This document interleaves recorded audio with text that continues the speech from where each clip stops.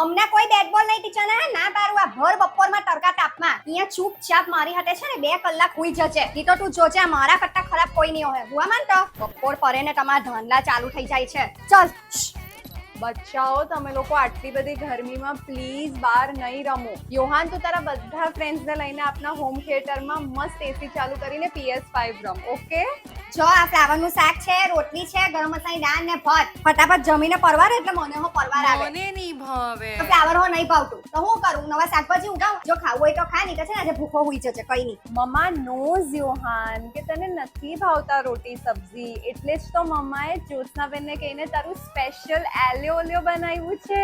એ તો ભાવે છે ને તને?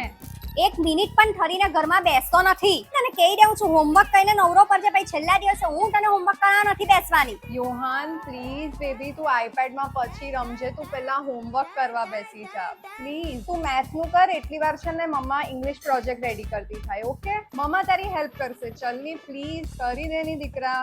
એ બધું છે ને મને નહીં કહેવાનું આ તારા બાપાને ફોન કરીને કે અહીંયા આટક મને દમણથી આગળ નહીં લઈ ગયા તો તને એને મને દાર્જિલિંગ લઈ જવાના નંબરના પે કંજૂસ મમ્મી ચૂસ છે. ઓફ કોર્સ બેબી આપણે વેકેશન પર જશું પણ આ વખતે આપણે આઉટ ઓફ ઇન્ડિયા નહીં જશું. પ્રાઇમ મિનિસ્ટરે નો કીધું છે ને આપણે છે ને દહેરાદૂન જશું. ઓકે મમ્મા આજે જ બધું બુકિંગ કરાવી દેશે.